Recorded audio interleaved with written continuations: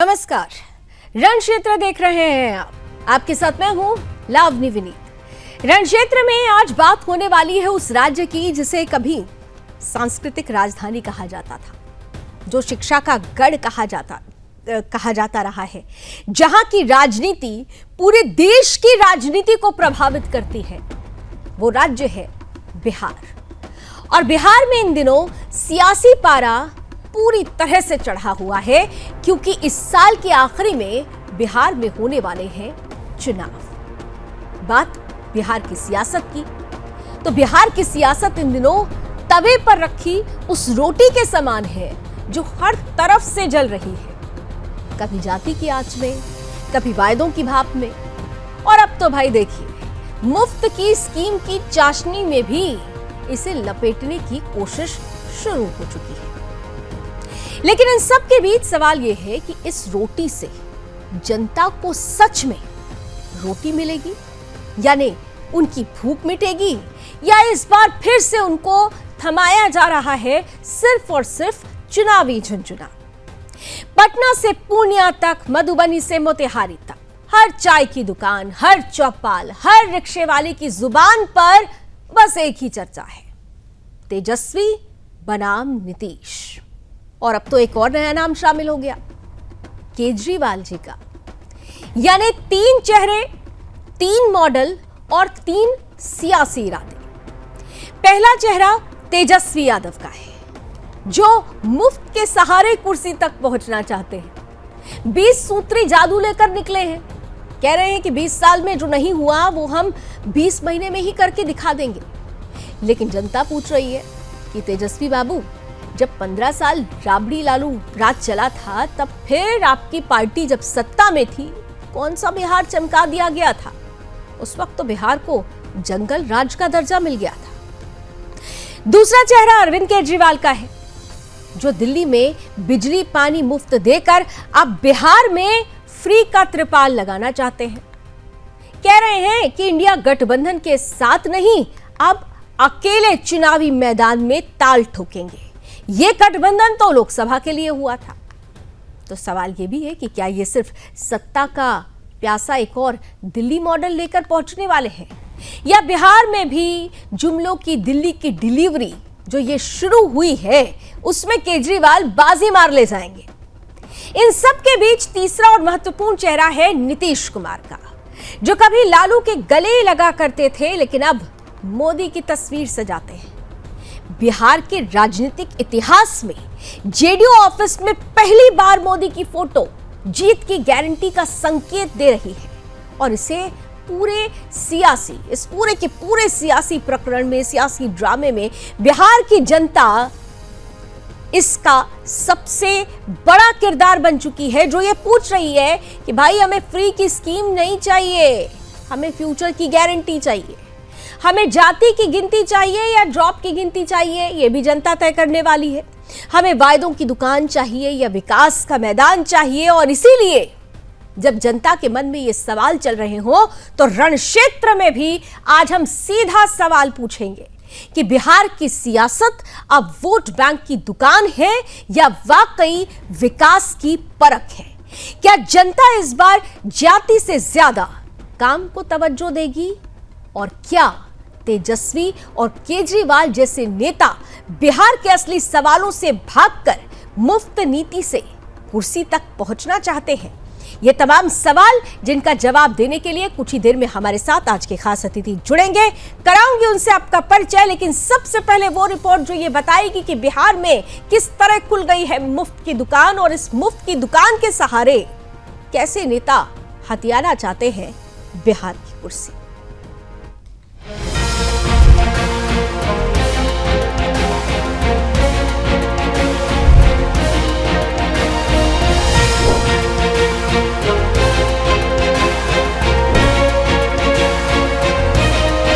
बिहार की सियासत अब सुलग रही है, और इस सुलगते माहौल में वादों की आंधी के बीच क्या बिहार की जनता को बस छलावा मिलेगा? पटना से लेकर पूर्णिया, मधेपुरा से मोतिहारी तक हर चौराहे, हर नुक्कड़ पर बस एक ही चर्चा है, तेजस्वी बनाम नीतीश। नेता प्रतिपक्ष तेजस्वी यादव मैदान में उतर चुके हैं और आते ही दांव पर दांव खेल रहे हैं। 20 सूत्री घोषणा पत्र को लहराते हुए तेजस्वी ने कहा, जो नीतीश बाबू 20 साल में नहीं कर पाए, हम 20 महीने में ही कर दिखाएंगे। आपने इनको 20 साल से आपको केवल 20 महीना दे दीजिए, बस केवल 20 महीना। जो 20 साल में काम नहीं हुआ वो 20 महीना में हम काम करके दिखाएंगे। पूरा सिस्टम को हम लोग सुधारने का काम करेंगे। लेकिन तेजस्वी के इन वादों के बीच एक और चेहरा सामने आया है। बिहार में तेजस्वी को टक्कर देने आए हैं उनके सबसे पुराने हमदर्द और दिल्ली के सबसे ईमानदार सीएम अरविंद केजरीवाल, जो अब बिहार में अकेले चुनाव लड़ने का ऐलान कर चुके हैं। और उन्होंने स्पष्ट कहा है कि गठबंधन का तो अब कोई चक्कर नहीं, आप बिहार में अकेले चुनाव लड़ेगी, बाकी सब बकवास है। यानी इंडी गठबंधन का अब इंडिविजुअल बन गया है, यानी इंडी गठबंधन का आई अब इंडिविजुअल बन गया है। वो तो इलेक्शन कमीशन जो कर रहा है वो ठीक नहीं कर रहा, वो सही नहीं कर रहा। बिहार में चुनाव है तो बिहार में क्या आम आदमी पार्टी चुनाव लड़ रही है, और लड़ रही है तो क्या अकेले अपने दम से लड़ेगी या एलायंस के साथ में? आम आदमी पार्टी चुनाव लड़ रही है। तो एक तरफ तेजस्वी जिनके वादे खोखले हैं, दूसरी तरफ केजरीवाल जिनकी पुरानी फ्री स्कीम अब दोहराई जा रही है। दोनों ही सिर्फ चुनाव जीतने के लिए बिहार की जनता को मुफ्त का सपना दिखा रहे हैं। लेकिन बिहार की जनता अब पूछ रही है, क्या ये मजाक नहीं? क्या बिहार को ऐसी राजनीति चाहिए जिसमें सिर्फ वोट पाने के लिए वादों की दुकानें खोली जाएं? इन सब के बीच बिहार की राजनीति में एक और सियासी बवाल मच गया है, पोस्टर पॉलिटिक्स का नया रंग। नीतीश कुमार की पार्टी जेडीयू के ऑफिस में प्रधानमंत्री मोदी की तस्वीर ने सियासी हलचल मचा दी है। ये सवाल खड़ा हो रहा है, क्या जेडीयू बीजेपी की जोड़ी अब विकास के नाम पर चुनावी मोड में पूरी ताकत से आ चुकी है? इलेक्टोरल एक्सरसाइज तो अलग हो रहा है, इनकी हार का बहाना ढूंढने की एक्सरसाइज एक तरफ चल रही। तथा कथित जितने भी इंडी अलायंस के लोग हैं ये अलग एक्सरसाइज में लगे हुए हैं कि भैया नवंबर में बहाना क्या देंगे, क्योंकि हकीकत है जिस तरीके से आज की तारीख में एनडीए गठबंधन आगे बढ़ रहा है, जिस तरीके से ये एक विनिंग कॉम्बिनेशन है, इसको हम लोग आजमा चुके हैं इस कॉम्बिनेशन को उपचुनाव में। तो ऐसे में इंडी अलायंस को पता है कि दूर दूर तक उनकी जीत इस बार संभव नहीं है कि राष्ट्रीय जनतांत्रिक गठबंधन के घटक दल हम हैं और नीतीश जी मोदी जी की जोड़ी, नीतीश है तो निश्चिंत है, मोदी है तो विश्वास है, यह आम लोगों की धारणा है।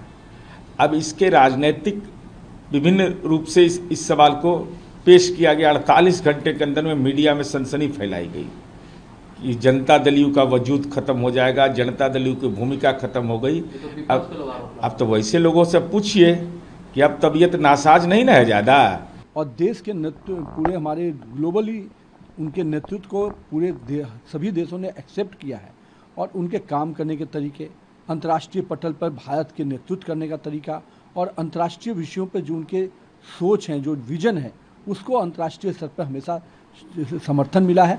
और यही कारण है कि कई देश आज भारत के साथ मिलकर काम करना चाहते हैं, भारत के साथ कदम से कदम मिला के चलना चाहते हैं। और भारत के प्रधानमंत्री का नेतृत्व आज अंतर्राष्ट्रीय स्तर पर स्थापित हो रहा है तो उसका सम्मान हो रहा है। एक अंतिम सवाल है, जिस तरीके से 2 दिन पहले जेडी करना प्रधानमंत्री मोदी की इंटरव्यू तस्वीर लगा और अब भाजपा कार्यालय में भी नीतीश कुमार की तस्वीर लग रही है, क्या लगता है? देखिए, मैं ये मानता हूँ कि दोनों ही नेता एक राज्य के मुख्यमंत्री हैं, एक देश के प्रधानमंत्री हैं, तो निश्चित रूप से ये प्रक्रिया अगर की गई है तो दोनों ही दलों के बीच का आपस का संबंध को दर्शाता है और लोकतंत्रीय संस्थाओं को और राजनीतिक पे शीर्ष पदों पे बैठे हुए व्यक्ति को किस प्रकार से सम्मान मिलना चाहिए, इसकी सोच को दर्शाता है। अब सवाल यह है कि तेजस्वी यादव के 20 सूत्री जादू के खिलाफ क्या केजरीवाल की फ्री की लहर जनता को सिर्फ धोखा देगी, और दूसरी ओर क्या बिहार की राजनीति में जेडीयू और बीजेपी का गठबंधन अपने पुराने दुश्मनों को संगठित विकास के नाम पर धाराशायी कर देगा? बिहार की जनता को समझने का वक्त आ चुका है। कुल मिलाकर एक तरफ तेजस्वी का 20 सूत्री जादू, दूसरी तरफ केजरीवाल की पुरानी फ्री स्कीम की रिपीट टेलीकास्ट और तीसरी तरफ जेडीयू बीजेपी की मजबूत जोड़ी। अब फैसला बिहार की जनता को करना है, वादों की दुकान चाहिए या विकास का मैदान। Bureau report, Sudarshan news.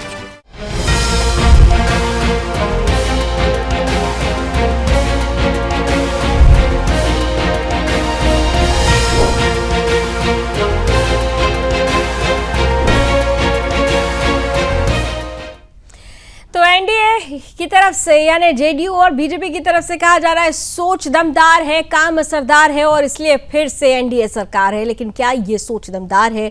क्या इस दमदार सोच को ही ये मुफ्त का जो पिटारा खुल गया है वो चुनौती देने वाला है? क्या वाकई इस बार वायदों का पिटारा ही खुलेगा या विकास का मैदान सबके लिए खुल चुका है? जनता जनार्दन किस तरफ जाने वाली है, इसी पर करेंगे खुलकर बात। और खुलकर बात करने के लिए हमारे साथ आज का गेस्ट पैनल जुड़ चुका है। आइए स्वागत करते हैं। भारतीय जनता पार्टी से हमारे साथ आज जुड़ चुके हैं अखिलेश सिंह जी, साथ ही साथ आरजेडी से विनोद यादव जी हमारे साथ हैं। आम आदमी पार्टी का पक्ष रखने के लिए रमाकांत पटेल जी हमारे साथ जुड़ चुके हैं और जाने माने पॉलिटिकल एक्सपर्ट वरिष्ठ पत्रकार अविनाश सिंह जी भी हमारे साथ इस पैनल का हिस्सा है। आप सभी का बहुत बहुत स्वागत है। और विनोद जी, आपके साथ ही शुरुआत करते हैं क्योंकि आपके युवा नेता बहुत ज्यादा अभी से ही आत्मविश्वास के साथ आगे बढ़ रहे हैं, लेकिन पिटारा मुफ्त का लेकर चल रहे हैं साहब। ये मुफ्त का पिटारा क्या गुल खिलाएगा? क्योंकि आरोप तो ये लग रहे हैं कि भाई 15 साल तक आप लोगों ने राज किया, कुछ नहीं दे पाए, ये 20 महीने में ऐसा क्या कर देंगे और वो भी मुफ्त के सहारे? विनोद जी, देखिए, हमारे नेताजी का, हमारे जो नेता है श्री तेजस्वी प्रसाद यादव जी, उन्होंने पहले ही कहा 2025 बहुत हुआ नीतीश। हमारे नेता का 20 सूत्रीय एजेंडा है युवाओं के लिए, बुजुर्गों के लिए, हर एक बिहार के एक तबके के लिए उसमें जो है जगह बनाई गई कि बिहार को क्या चाहिए, बिहार के लोगों को क्या चाहिए, इन सारे बिंदुओं पर जो है काम किया जाएगा। इस बिंदु वार को अगर आप देखते हैं तो बहुत सारे जो विपक्षी दल हमारे हैं उनके मन में पीड़ा उत्पन्न होना चालू हो गया और केंद्र की सरकार ये मान चुकी है कि 35 साल का लड़का। विनोद जी, थोड़ा सा फ्रेम में आ जाइए, आपका चेहरा कट रहा है, थोड़ा फ्रेम में आ जाइए। हाँ, आप बोलिए। बोलिए।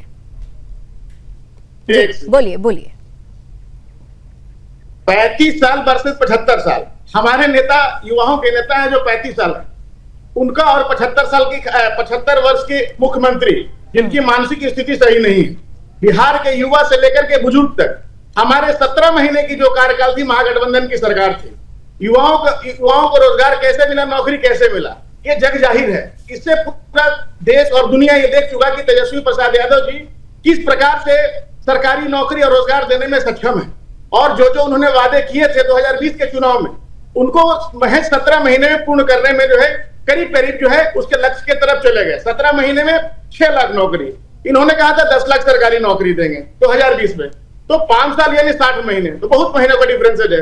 हमारे नेता ने कहा है कि महज 20 महीने की सरकार हमें दे दो, 20 महीने की सरकार में मैं बिहार की अगर इतना भरोसा था आपको, अगर इतना भरोसा था कि 17 महीने में देखिए कमाल हो गया था, तो फिर ये मुफ्त का झुंझुना लेकर क्यों आना पड़ा आपको? क्यों ये मुफ्त की स्कीम आप लेकर आए? भरोसा होना चाहिए था अपने किए हुए कामों पर कि हमें मुफ्त की जरूरत ही नहीं है, हमारे लिए तो जनता ऐसे ही साथ में आ जाएगी। विनोद जी, फिर मैं आपको बताना चाहता हूं कि 2020 में जिन एजेंडों पर हमारे नेता ने बताने का काम, जिन एजेंडों पर वोट मांगने का काम किया था, जब उनको मौका मिला तो 17 महीने की सरकार में उन्होंने पूरा करने का काम किया। अभी जो जरूरतें हैं, जो हमारे पास एजेंडे को जरूरत है, जो बिहार की जरूरत है, वो आप उनको एजेंडा मान रही हो, लेकिन वो बिहार की जरूरतें हैं। डोमिसाइल नीति वो जरूरी है बिहार के युवाओं के लिए। अदर स्टेट के युवा बिहार में आकर के नौकरी कर रहे हैं, क्या बिहार के युवा सिर्फ पलायन करने के लिए हैं? सरकारी फैक्ट्री बाहर जाकर के फैक्ट्रियों में काम करने के लिए हैं? यहाँ सिर्फ वोट देंगे? ये कैसा खेल हो रहा है? दिव्यांगों को अगर पेंशन बढ़ाया जा रहा है तो ये कौन सी नीति है? आप हमको बताइए। हर बिंदु बात पर तो हमारे नेता ने जो है क्लेरिफिकेशन दिया और एक तबके से हमारे नेता ने जो है बैठकें करने का काम, संवाद करने का काम, सम्मेलन करने का काम किया। ये चीज विपक्षी दलों को बहुत ज्यादा ही विनोद जी, अगर इतना ख्याल है अपने लोगों का, अपनी राज्य की जनता का, तो फर्जी घुसपैठियों से भी तो बचाने की जिम्मेदारी है ना, इसे भी शामिल कर लेते हैं, तब तो आप लोग इलेक्शन कमीशन पर उंगली उठा रहे हैं। फर्जी वोटर्स से भी तो बचाने की जिम्मेदारी है। पूछना चाह रहा हूँ कि बिहार की साक्षरता कितनी प्रतिशत है, और आपने जो है जो लोग यहाँ से पलायन करके दूसरे स्टेटों में जो है जाकर के काम कर रहे हैं, मजदूरी कर रहे हैं, क्या आप उनका नाम जोड़ पाइएगा वोटर लिस्ट में? नई लिस्ट में? क्या आप कोरोना के टाइम में सारे लोगों को बुलवा लिए थे? क्या सारे लोग इंटरनेट से जुड़े हुए हैं? क्या सारे लोग ऑनलाइन आवेदन कर पाएंगे? ठीक। इन सब बिंदु, ये एक मैं बता रहा हूँ, ये दलितों और बैकवर्डों को और शोषित वंचितों को पुनः जो है वोटर लिस्ट से हटाने की एक नई नीति है जो कभी कामयाब नहीं होगी। वोटर लिस्ट पर आप लोग क्वेश्चन खड़ा कर रहे हैं, बीएलओ और बीएलए दोनों को कह दिया है ना, मिलकर आप लोग चेकिंग करिएगा, अगर कोई दिक्कत होगी तब आप बोलिएगा ना। अभी तो आपने पहले से ही शुरुआत कर दिया। चलिए ठीक है, अभी विस्तार से और बात करेंगे। जरा एक एक कमेंट 10 सेकंड में पूरा कीजिए, एक एक कमेंट सबका लेना है मुझे। केंद्र की सरकार आपने 2024 में इसी वोटर लिस्ट बनाई थी ना, फिर आपको रिजाइन दे देना चाहिए, सरकार टर्मिनेट कर देना चाहिए। ठीक है, रमाकांत पटेल जी, आम आदमी पार्टी से रमाकांत पटेल जी, अब जरा पहले रमाकांत जी, भाई आप लोगों की जो स्कीम हुआ करती थी, जो दिल्ली फॉर्मूला फ्री वाला, वो तो इन्होंने लपक लिया और आज अरविंद केजरीवाल जी कह रहे हैं कि भाई वो अकेले उतरने वाले हैं, वो गठबंधन सिर्फ लोकसभा चुनाव के लिए था। ये जब लपक लेंगे आपका मुद्दा, तो अकेले किस तरीके से आप दम दिखा पाएंगे? रमाकांत जी। दर्शकों को नमस्कार। नमस्कार जी, मेरी आवाज मिल रही है? बिल्कुल आ रही है सर, बिल्कुल आ रही है जी। आपके सभी दर्शकों को भी नमस्कार। देखिए, आम आदमी पार्टी राजनीति बदलने आई थी और हमने बदलने का काम किया है। जो लोग पहले दूर से हाथ हिला करके बड़ी बड़ी गाड़ियों से उतरे बिना चुनाव जीत जाते थे, आज उनकी मजबूरी हो गई है कि वो बता रहे हैं कि हम भी जो है अच्छी बिजली देंगे, 24 घंटे बिजली देंगे, स्कूल अस्पताल बनाएंगे और बसों की यात्राएं मुफ्त करेंगे। ये तमाम तरह की चीजें आज वो बताने को मजबूर हो रहे हैं क्योंकि आम आदमी पार्टी मैदान में है। एक बात। दूसरी बात, किस तरीके से भारतीय जनता पार्टी ने यूपी बिहार के गरीब लोगों का अपमान करने का काम किया है। अभी आप देखिए कि भारतीय जनता पार्टी के एक नेता कह रहे हैं कि ये यूपी बिहार के लोग नहीं, ये रोहिंग्या हैं, ये बांग्लादेशी हैं, और इतने पे नहीं रुके, बोले बलात्कारी भी हैं। तो उनको सबक सिखाना बहुत जरूरी हो गया है। और मैं जहां तक समझता हूं, बिहार के लोग अपने ऊपर किए हुए अत्याचारों का, जो बिहार के लोग दिल्ली में रहते हैं, कैसे उनकी झुग्गियों को, उनके मकानों को तोड़ने का काम इन्होंने बुलडोजर से रौंदने का काम किया है, तो ये सब बदला लेने की बारी जब बिहार के लोगों की आएगी तो ये बदला लेंगे। और आम आदमी पार्टी को लोग पसंद करते हैं। बड़े लंबे समय से आम आदमी पार्टी की डिमांड हो रही थी और वहां के कार्यकर्ताओं का देख करके, वहां के लोगों की जन भावना को देख करके राष्ट्रीय नेतृत्व ने हमारे फैसला लिया है कि बिहार चुनाव लड़ेंगे, अकेले दम पे लड़ेंगे।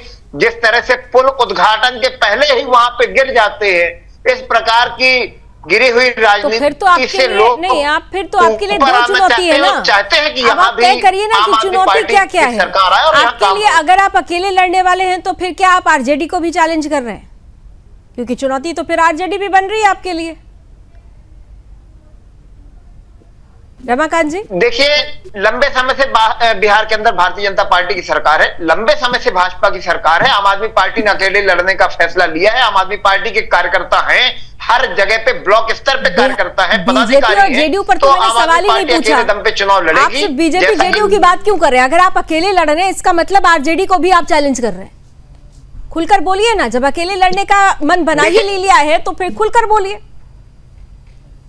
लावनी जी, आम आदमी पार्टी अकेले लड़ेगी और अभी खुल के बोलेंगे किसके खिलाफ? आप ये बतलाइए। जिसकी सरकार है, जो सरकार में है, उसके खिलाफ बोलेंगे ना, जो जिसके ऊपर जिम्मेदारी थी और अपनी जिम्मेदारियों से तो आरजेडी भी तो आप ही के फॉर्मूले पे उतर रही है ना साहब। 60,000 करोड़। अरे आरजेडी आप ही के फॉर्मूले पे उतर रही है। ये फ्री स्कीम का फॉर्मूला आपका था ना, वो फॉर्मूला ले लिया उन्होंने आपसे। देखिए, तो क्या वो चुनौती नहीं है आपके लिए? ओरिजिनल होता है, फोटोकॉपी डुप्लीकेट होता है। मैं तो ये बात कर रहा था कि कैसे बिहारियों का अपमान किया है प्रधानमंत्री जी ने। 50,000 करोड़ ले लो। चलिए ठीक है, आप आ गए वापस उसी पर, लेकिन आपने मेरी बात का जवाब दे दिया। अखिलेश जी, ओरिजिनल होता है, फोटोकॉपी होती है। यानी आपके लिए अब दो लोग तैयार हैं। एक तरफ आरजेडी इंडी गठबंधन, अभी अगर देख लीजिए, अभी कांग्रेस के भी बहुत सारे स्टेटमेंट आने लगे। इधर आम आदमी पार्टी भी कह रही है कि अकेले चुनावी दमखम दिखाती हुई नजर आएगी। ये जो मुफ्त की स्कीम आपके सामने लाकर खड़ी कर दी गई है, डबल इंजन की सरकार की गारंटी और मुफ्त की स्कीम, किस तरह से ले रहे हैं अखिलेश जी? देखिए, असल में इंडी गठबंधन में झगड़ा कुर्सी का है। अगर रामगोपाल वर्मा को ये, अच्छा, इस बीच जेडीयू से भी हमारे साथ महेश दास जी भी जुड़ चुके हैं। महेश जी, आपका भी स्वागत है। मैं आती हूं आपके पास बस इसके बाद। अखिलेश जी प्लीज। हाँ, ये अगर रामगोपाल वर्मा जी को ये स्क्रिप्ट मिल जाता तो शायद सिनेमा भी बन जाता। ये झगड़ा कुर्सी का, अब ये कुर्सी का जो झगड़ा है तो सबके अपने अपने एजेंडे हैं, अपना अपना स्वार्थ है, अपना अपना विकास है। इसमें बिहार का विकास कहीं नहीं आता। किसी को अपने मतलब कि परिवार का विकास है, किसी को अपना विकास है। इन सब विकासों को के लिए ये काम कर रहे हैं। मैं आम आदमी पार्टी के बातों का बहुत जवाब देने की जरूरत मैं नहीं समझता। अगर इनको रोहिंग्या और बांग्लादेशियों से इतना प्रेम है तो ये रखें। हम तो इनके खिलाफ लड़ते आए हैं और 20 वर्षों 25 वर्षों जब से यहाँ लड़ रहे हैं और इनसे हम लड़ते रहेंगे। आवाज आ रही है? जी जी, आ रही है। थोड़ा सा ब्रेक हो रही है। चलिए मैं अब दोबारा आपके पास आती हूँ, थोड़ा सा ऑडियो ब्रेक हो रहा है। महेश जी जल्दी से आपका कमेंट भी ले लूं। अविनाश जी बस इसके बाद आपके पास, क्योंकि आप सबको सुन लीजिए, उसके बाद आपका जो कमेंट होगा वो बहुत इंपॉर्टेंट होगा। महेश जी, आप यहाँ पर दो पार्टियां, दोनों ही बीजेपी जेडीयू गठबंधन पर सवाल खड़ा कर रही है और दोनों के पास ही मुफ्त की गारंटी अब हो गई है। और खास तौर से जेडीयू के लिए सवाल पूछा जा रहा है। जिस तरह से जेडीयू दफ्तर में पोस्टर्स लगे हैं, कहा जा रहा है कि बीजेपी ने जेडीयू को हाईजैक कर लिया है। साहब महेश दास जी, महेश जी आवाज आ रही है आपको मेरी? महेश जी क्या आप मुझे सुन पा रहे हैं? चलिए, मुझे लगता है शायद महेश जी से हमारा संपर्क नहीं हो पाया। दोबारा प्लीज जोड़ने का प्रयास कीजिए पैनल। आइए सीधे अविनाश जी आपके पास आ रही हूं। आपने सुना, आपने सभी पार्टियों को सुन लिया, एक तरह से सारी चीजें बस बहुत क्लियर है। लेकिन इस क्लैरिटी में एक जो सवाल है जो बहुत मजेदार हो रहा है कि बिहार की जनता को क्या कंफ्यूज करने की कोशिश हो रही है, या बिहार की जनता का माइंडसेट इस बार बिल्कुल सेट हो चुका है? क्योंकि एक तरफ वो पार्टी है जिसने पहले भी राज किया, वो कह रही है कि अब 20 महीने दे दीजिए, हम वो करके दिखाएंगे। दूसरी तरफ वो पार्टी है जिसने दिल्ली में वाकई पहले कमाल कर चुकी है फ्री की स्कीम लेकर। वो भले ही इस बार नहीं चुनी गई हो, लेकिन लंबे समय तक दिल्ली में अगर रही तो वो पार्टी है। और तीसरी तरफ डबल इंजन की गारंटी है। बिहार की जनता का माइंड स्टेट क्या कहता है? लावनी जी नमस्कार। सारे श्रोताओं को ढेर सारी शुभकामनाएं। जय श्री राम। लावनी जी, अभी आप आपके कार्यकर्ता से बात कर रहे थे और लंबी लंबी वो हाँक रहे थे। इसमें दो राय नहीं है कि 2 बार की पूर्ण बहुमत की सरकार उन्होंने दिल्ली में बनाई, उनको पब्लिक ने मौका दिया। और यही आपकी सरकार, यही केजरीवाल आज की डेट में देश में एक ऐसे एग्जाम्पल बन गए हैं कि नेता कैसे लोगों को एक साथ लंबे समय तक धोखा दिया जा सकता है, उसके वो केजरीवाल एग्जाम्पल बन गए हैं। पंजाब अभी भी उनके पास है। पंजाब में वो क्या कर पा रहे हैं, क्या नहीं कर पा रहे हैं, ये देश दुनिया देख रही है। दूसरा, उन्होंने बात किया बिहारियों के बारे में। बिहारी बिल्कुल नहीं भूलता है, वो बिल्कुल आपको याद रखा हुआ है। जो आपने कोरोना और कोविड के समय जो बिहारियों को आनंद विहार और बस स्टैंड पे भेज दिया था और गाजियाबाद भेज दिया था कि भैया यहां से अपने अपने घर निकल लो और दिल्ली खाली करो, किसी ने वो बात नहीं बोला है कि बिहारी जो होते हैं वो दिल्ली में 500 रुपए लेके आते हैं और यहां से इलाज करा के चले जाते हैं। तो आपने कोई कोर कसर नहीं छोड़ी बिहारी को और यूपी को गाली देने में। केजरीवाल ने प्रचुर मात्रा में बिहारियों को गाली दिया है। हाँ, ये बात आपका कहना बिल्कुल सही है कि झुग्गी झोपड़ी बसा करके आपने कुछ बिहारियों को वहां रहने का जरूर मौका दिया था, जो आपके वोट बैंक थे, जिनकी झुग्गियां टूट रही है और पक्के मकान मिल रहे हैं। मैं बोल लूं, उसके बाद आप बात कीजिएगा। काउंटर आंसर लीजिएगा रमाकांत जी, जरा उनको पूरा कर और जहां तक किसी पॉलिटिकल पार्टी या किसी नेता के लड़ने की बात है, केजरीवाल बिल्कुल फ्री है, वो लड़ सकते हैं। पर हम सब जानते हैं कि यूपी लड़ने गए थे, उनका क्या हासिल हुआ? 400 में 399 उनका जब्त हो गया। क्या नाम है, डिपॉजिट इनका जब्त हो गया, जमाना जब्त जिसको कहते हैं। ये कुछ हासिल कर पाए हैं गुजरात में, जिनसे इनका मनोबल बढ़ा हुआ है। ऑल इंडिया की पार्टी का इनको तगमा मिला हुआ है, कोई दो राय नहीं है, ये लड़ सकते हैं। पर बिहार में ये कुछ भी हासिल नहीं करेंगे। नोटा से भी कम पहले भी वोट इनको आया है, इस बार भी इनको नोटा से कम आएगा। आप ये कह रहे हैं कि मैदान में सामने आरजेडी वर्सेस एनडीए है, यही मान के चले? तेजस्वी बनाम नीतीश? मैदान में सुशासन वर्सेस जंगल राज है। और आरजेडी में जब तक लालू प्रसाद यादव के किसी भी रक्त बीज का अगर कोई सामने आएगा, वो जंगल राज ही कहलाएगा। नंबर 1। नंबर 2, 1 मिनट मैडम खत्म कर रहा हूं। पब्लिक ने देखा कि पार्लियामेंट के दोनों हाउस चुप रहिए, आप जिनको जंगल राज कह रहे हैं बोलने नहीं दूंगा, बिल्कुल बोलने नहीं दूंगा। आप चुप रहिए। हम पूरे दुनिया ने देखा कि पार्लियामेंट के दोनों सदन से पास की गई, राज्यसभा और लोकसभा स्टैंडिंग कमेटी से पास की गई उस वक्त कानून को जिसको रद्द किया गया है, वो कानून पूरा रद्द नहीं हुआ, जो संशोधन किया गया है उसके बारे में नौवीं फेर तेजस्वी ने कहा हम इसको कूड़े दाल में डाल देंगे। जो कॉन्स्टिट्यूशन की दुहाई देते हैं, जो डेमोक्रेसी की दुहाई देते हैं, उनकी मानसिकता क्या है ये पूरी दुनिया ने देखा है। और आखिरी बात मैडम जी, आखिरी बात, बिल्कुल मैं मानता हूं आरजेडी की बात कि तेजस्वी अमिताभ बच्चन है बिहार पॉलिटिक्स में, मैं बिल्कुल ये बात को मानता हूं क्योंकि उनके हाथ पे लिखा हुआ है मेरा बाप चोर है, जैसे दीवार में अमिताभ बच्चन के हाथ पे लिखा हुआ था। विनोद जी, बीता इतिहास कहीं ना कहीं से सामने आ ही जाता है और जब बीता इतिहास आता है तो फिर आरजेडी के लिए थोड़ी परेशानी शुरू हो जाती है। विनोद जी जल्दी से काउंटर आंसर देना चाहेंगे? ये लोग कभी नहीं चाहते कि दलित पिछड़ों अति पिछड़ों के बच्चे इस देश में राज करें। इन लोगों की मानसिकता यही रहती है, आप लोगों की मानसिकता यही रहती है कि बच्चन लोग राज पर रहते हैं हिंदुस्तान पर, वही लोग पुनः राज करें। आप इसको मना कर रहे हैं। सम्राट चौधरी किस काम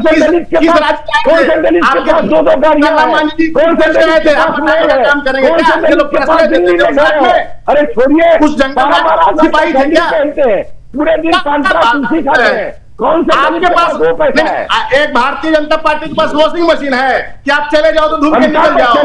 अब आप लोग के पास एजेंडा नहीं बचा है तो आप लोग नाम काटने पे लगे हुए हैं कि अमिताभ बच्चन है, उनके हाथ पे चाहिए भारतीय जनता पार्टी और केंद्र की सरकार को कि जिस वोटर लिस्ट पे आपने 2024 में सरकार बनाई और वोटर लिस्ट पे आप खड़ा होने लगे कि वो आपके लेवल में चला गया। कौन से वोटर लिस्ट की बात माननी चाहिए? एक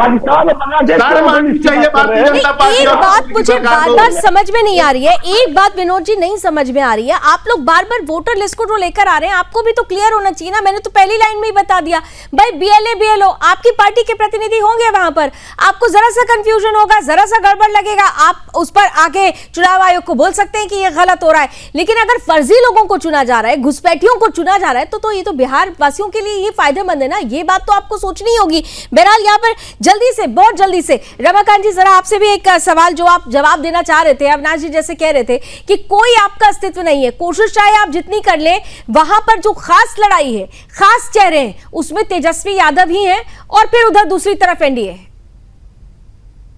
जी मुझे बड़ा ताज्जुब हो रहा है कि अविनाश जी तो राजनीतिक विश्लेषक हैं, ये भारतीय जनता पार्टी की प्रवक्ता के रूप में किस प्रकार से बातें कर रहे हैं? राय है ना, पॉलिटिकल एक्सपर्ट किसी पार्टी का नहीं होता, लेकिन वो एनालिस्ट होता है ना, उन्होंने एनालिसिस करके बता दिया कि बिहार में पलायन क्यों हो रहा है, बिहार के लोगों को रोजगार नहीं मिल रहा है, इस बारे में कोई बात नहीं कर रहे हैं, भ्रष्टाचार की बात नहीं कर रहे हैं, अस्पताल नहीं है ये बात नहीं कर रहे हैं, स्कूल नहीं है ये बात नहीं कर रहे हैं, रोजगार नहीं है ये बात नहीं कर रहे हैं। बिहार के लोगों की पीड़ा से इनको कोई लेन देन नहीं है, जमीनी मुद्दे की बात ही नहीं कर रहे हैं, हवा हवाई बात कर रहे हैं।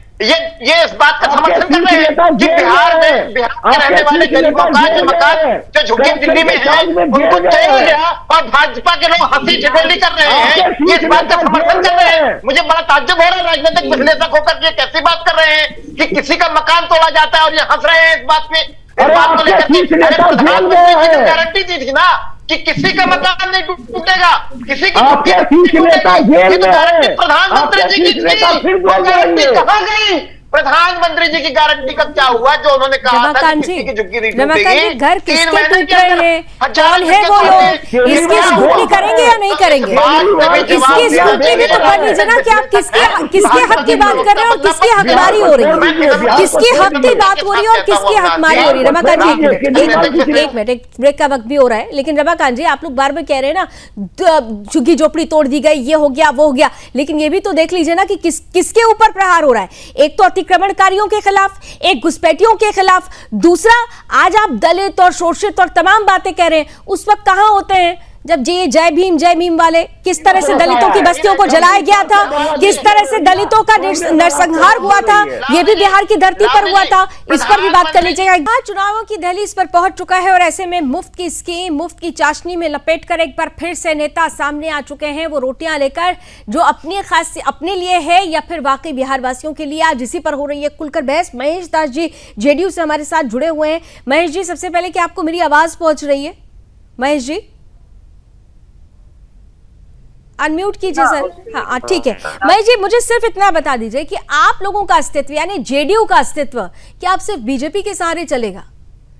क्योंकि जेडीयू के इतिहास में पहली बार यह देखा गया कि चारों तरफ सिर्फ और सिर्फ नरेंद्र मोदी के पोस्टर हैं।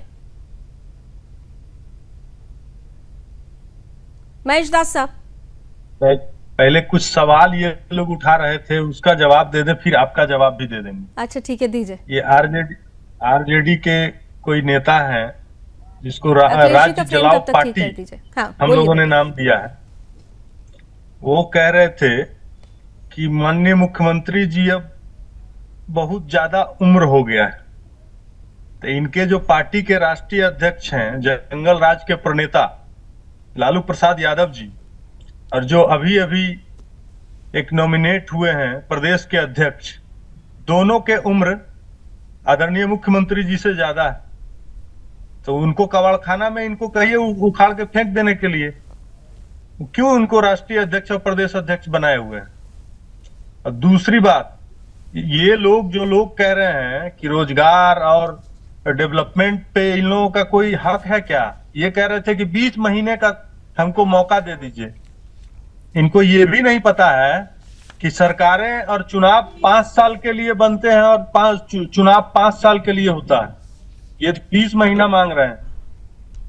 जिन लोगों के कारण बिहार और बिहारी अपमानित होता था, ये लोग बिहार के कभी भी खुशहाली देख नहीं सकते हैं। इन लोगों का काम है सिर्फ मौका मिले तो बिहार को लूट लो। ये सजा याफ्ता लोग, ये लोग क्या बोलेंगे बिहार पे। ये लोग तो सिर्फ बिहार को बदनाम करने में विश्वास रखते हैं।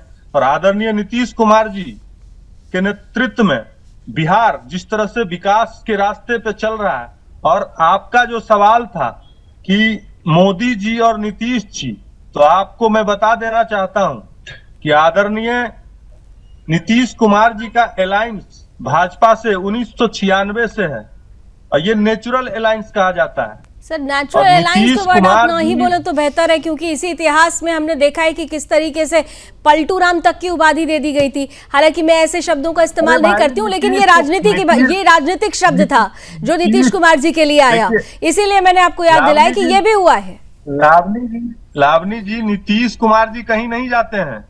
नीतीश कुमार जी जिधर रहते हैं उधर ही सब लोग घूमते रहते हैं। इसलिए नीतीश कुमार जी के क्रेडिबिलिटी पे कोई सवाल नहीं उठा सकता है। नीतीश कुमार जी ने जो बिहार की तस्वीर बदली है, वो किसी से छुपा हुआ नहीं है। अखिलेश जी, आप उसका नीतीश कुमार कहीं नहीं जाते हैं। नीतीश कुमार जी की जरूरत होती है तो क्या बीजेपी को नीतीश कुमार की जरूरत, और ये जो जरूरत, ये जो गठबंधन, ये जो जिस तरीके से जुगलबंदी चल रही है, वो आरजेडी और आम आदमी पार्टी दोनों पर भारी पड़ने वाली है। देखिए, सबसे बड़ी बात है कि जरूरत अभी बिहार की है। बिहार की जरूरत है कि यह गठबंधन सरकार में रहे। ठीक है, आप ये कह रहे हैं कि बीच में ऐसा कुछ हुआ था, तो ये प्रयोग भी फेल किया है, और एक ही प्रयोग सफल है बिहार में कि एनडीए गठबंधन, जदयू और भारतीय जनता पार्टी की मिलीजुली सरकार बिहार के अंदर चले, तभी जाकर बिहार का विकास हो रहा है। और लोग कहते हैं इन 20 वर्षों में क्या हुआ है और उन 15 वर्षों में क्या हुआ, कैसे तुलना नहीं की जाएगी। उन 15 वर्षों में जब शाम के बाद कोई आदमी अगर किसी के घर गया है तो पूछता था कि रहना है कि जाना है तो चले जाइए। यहाँ सड़कें नहीं थी, अस्पताल नहीं था, स्कूल भवन नहीं थे। अस्पताल में कुत्ता, सांड, सुअर, बकरी, भैंस सोता था। जहां ढिबड़ी जला करके लोगों का पोस्टमार्टम होता था, ढिबड़ी जला करके इंजुरी रिपोर्ट बनाया जाता था। ये लोगों ने देखा है या नहीं देखा है, तो कंपैरिजन करेंगे ना। और दूसरी बात है, जिनको सिर्फ और सिर्फ अपने परिवार की चिंता है, आपस में वास्तविक उत्तराधिकारी कौन है और क्या कहते हैं कि नेचुरल उत्तराधिकारी कौन है, दोनों में संघर्ष हो रहा है। अभी कभी सिंगापुर से भी मैसेज आ जाता है, उनका भी जैसे लगता है कि लालू जी की कोई प्रॉपर्टी है, उस प्रॉपर्टी में ये सभी बराबर के हिस्सेदार है। इस तरह से सभी अपना अपना हिस्सा मांग रहे हैं। और ये आपस में परिवार में संघर्ष है। आरोप लगा रहे हैं विरोधी पक्ष, तो आपके ऊपर भी अब आरोप लगा रहा है कि आप भूल रहे हैं क्या, नीतीश जी के बाद उनके सुपुत्र को आगे करने की बात हो रही है। फिर परिवारवाद में तो यहाँ पर भी बात आ जाती है। सुनिए, जल्दी से 10 सेकंड में फिर काउंटर आंसर विनोद जी कौन कर रहा है। देखिए, मेरी बात पूरी सुनिए। आगे करने की बात कौन कर रहा है, कोई नहीं कर रहा है। और दूसरी बात मैं बता रहा हूं कि लालू जी राजद के नेता है, अब तेजस्वी जी नेता है, अब इसके बाद तेजस्वी जी का जो पुत्र है वो आगे आरजेडी का नेता होगा। ये मैं आज भविष्यवाणी कर रहा हूं। जैसे अगर राहुल जी को कोई पुत्र होता तो वो कांग्रेस का नेता होता है, अगर नहीं तो प्रियंका जी का पुत्र है वो कांग्रेस का नेता आगे होता है होगा। ये है परिवारवाद। उसके नाम के आगे गांधी लगा दिया गया है। समाजवाद के कब्र पर ये जो परिवारवाद की फसल लहला रही है, ये काफी जहरीली है बिहार जल्दी से, और इतनी जहरीली है कि फसल ने बिहार के गरीबों को मारा है। जो लोग दलितों और काउंटर आंसर कीजिए विनोद जी, उनसे पूछिए, सुन रहे हैं वो भी। ठीक है अखिलेश जी जवाब दे रहे हैं वो। पिछड़ों का कितना नरसंहार बिहार के अंदर हुआ, बिहार के अंदर किस प्रकार से बड़े ठीक है विनोद जी तक मेरी आवाज नहीं पहुंच रही। क्या विनोद जी काउंटर आंसर कीजिए। मुख्यमंत्री बिहार शायद ये भूल गए कि बिहार की बेटी बलात्कार की अवस्था में हॉस्पिटल के बाहर तड़पती रही और किसी ने सूद नहीं लिया, और ये स्वास्थ्य सेवा की और बिहार की सुशासन की बात कर रहे हैं, और बिहार में अपराध किस चरम सीमा पे बढ़ा हुआ है, शायद इसको ये भूल गए। बिहार में आए दिन जो है परीक्षा केंद्रों पर परीक्षा पत्र जो है लिख के क्वेश्चन पेपर लीक हो रहा है, और यह देश कह रहा है कि बिहार ऐसा राज्य बन गया है जहां पर पेपर लीक हो रहा है। गुण गा रहे हैं, शायद ये भूल गए और ये कहना चाहते हैं। मैं आज भी कहना चाहूंगा कि लालू प्रसाद यादव की लड़कियों के साथ छेड़खानी किए कि नहीं किए, ये बिहार की स्थिति। बिहार के अंदर मुख्यमंत्री गाड़ी का शोरूम लूट किया जाता था, गाड़ी का शोरूम लूट किया जाता था। मुख्यमंत्री के संबंधी आत्महत्या करते थे, और मिनी चंबल इसी बिहार के अंदर लालू जी के समय में ही खड़ा हुआ था। अपहरण उद्योग लालू जी के समय ही खड़ा हुआ था। बेटी की शादी में से नई गाड़ियां उठा लिया जाया करती थी। ये लोग नहीं भूले हैं, और ये बात समझ लीजिए कि ये कोई सल्तनत नहीं है, ये कोई राजतंत्र नहीं है। ये बात अविनाश जी, एक चीज जो इस बहस में और पहले भी जो जिस तरीके से प्रतिक्रियाएं आ रही है, एक बहुत इंपॉर्टेंट सवाल खड़ा हो रहा है। क्या ये कहा भी जाता है कि भूतकाल से ही वर्तमान और फिर वर्तमान से भविष्य तय होता है, लेकिन आरजेडी या तेजस्वी यादव बार बार कहते हैं कि आप ये भूल रहे हैं कि इस बार कमान युवा चेहरे के हाथ में आ चुकी है, जिसकी सोच बदली हुई है। ठीक है, 15 साल को आप जंगल राज की उपाधि देते हैं। अखिलेश जी एक सेकंड, अविनाश जी के पास मुझे जाने दीजिए। जंगल राज की उपाधि दी जाती है, लेकिन अभी भी कुछ बिहार में बहुत कुछ ऐसा हो रहा है जो उस जंगल राज में भी हुआ करता था, आज भी हो रहा है। तो ये जो कहा जा रहा है बार बार आरजेडी की तरफ से कि भूल जाइए भूत को, आप वर्तमान से भविष्य को तय करने का प्रयास कीजिए, उसमें क्या आरजेडी बाजी मार सकती है क्या? बिल्कुल, इसमें कोई दो राय नहीं है कि तेजस्वी आज के डेट में बिहार में यंग नेता के तौर पे काफी पॉपुलर है। लोग चाहते हैं कहीं ना कहीं कि उनको लीडरशिप का रोल में उनको आना चाहिए, पर आदमी अपने ऐप के साथ लावली जी एक हद तक जा सकता है। वो जात की राजनीति तक अपने आप को आगे ला सकते हैं, वो मुसलमानों के बीच अपने आप को आगे ला सकते हैं।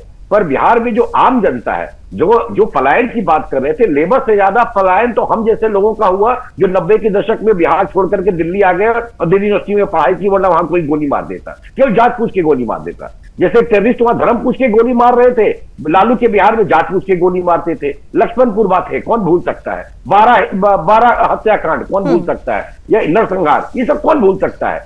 तो अच्छा, कांग्रेस के राज में भागलपुर कौन भूल सकता है? और भागलपुर के राइट के बाद लालू यादव ने कैसे मुसलमानों का वोट लेकर के धोखा दिया, ये भी कौन भूल सकता है? तो इनके राज में डेवलपमेंट बिल्कुल नहीं हो सकता है। बिहार बहुत आगे निकल चुका है। जात की राजनीति एकमात्र एक ऐसी चीज है जो उसको नीचे बांध रहा है, और यही एक कारण है कि हमें तेजस्वी एक हद तक आगे बढ़ते हुए नेता लग रहे हैं। पर क्या वो अकेले हैं यंग नेता? नहीं, चिराग पासवान भी है। जो पूरा का पूरा परसेप्शन है तेजस्वी का, वो इतना बुरा है कि मुझे नहीं लगता है कि कम से कम इस जन्म में politics is all about perception, और इसीलिए परसेप्शन बहुत इंपॉर्टेंट होता है। रमाकांत जी, चलते चलते जल्दी से बस शार्प कमेंट कीजिएगा कि आपके नेता अब चुनावी मैदान में बिहार में ताल ठोक रहे हैं, चेहरा वही होंगे क्या? मुख्यमंत्री की कुर्सी दिल्ली से चली गई है, तो क्या बिहार से उम्मीद है? रमाकांत जी देखिए, बिहार का चुनाव बिहार के मुद्दे पे लड़ा जाएगा, बिहार के लोग लड़ेंगे, राष्ट्रीय नेतृत्व। अरे कुर्सी की बात हो रही है, कुर्सी पर कौन बैठेगा? अरविंद केजरीवाल नहीं बैठना चाहते मुख्यमंत्री की कुर्सी पर? के बारे में क्या बोलिएगा? देखिए, लालू जी किस प्रकार का सवाल है? ये किस प्रकार का सवाल है? बड़ा सीधा सा सवाल है साहब, बड़ा सीधा सा सवाल है। वो पहुंच गए थे अभी पंजाब, जब दिल्ली से कुर्सी चली गई तो पंजाब पहुंचे हुए थे। भगवंत मान जी और अरविंद केजरीवाल जी के बीच में क्या चल रहा था ये दुनिया से छुपा नहीं है साहब। इसीलिए तो मैं पूछ रही हूँ कि अंदर की जो महत्वाकांक्षा है बिहार में जाकर पूरा करने की उम्मीद है क्या? आम आदमी पार्टी स्पष्ट है, हम लोग सत्ता के लिए नहीं, हम लोग व्यवस्था परिवर्तन के लिए चुनाव लड़ते हैं, व्यवस्था परिवर्तन के लिए आते हैं। सवाल इस समय भारतीय जनता पार्टी सत्ता के लिए नहीं, व्यवस्था परिवर्तन के लिए, और ये व्यवस्था परिवर्तन का दारोमदार अब जनता पर छोड़ते हैं। बहुत बहुत धन्यवाद, आप सभी जुड़े। मुलाकात अब होती रहेगी क्योंकि बिहार चुनावी दहलीज पर पहुंच चुका है और ऐसे में जिस तरह से मुफ्त की चाशनी में रोटी लपेट कर परोसने का प्रयास किया जा रहा है, क्या ये जो मुफ्त की मिठास है जनता उसे पसंद करेगी या भरोसा करेगी उस डबल इंजन की सरकार पर जिसमें स्थायित्व और स्थिरता जनता को नजर आ रही है? बिहार की राजनीति में बहुत कुछ होने वाला है, नजर लगातार बनी रहेगी। रण क्षेत्र में अभी बस इतना ही। देश और दुनिया की तमाम खबरों के लिए आप जुड़े रहिए सुदर्शन न्यूज के साथ। जय हिंद।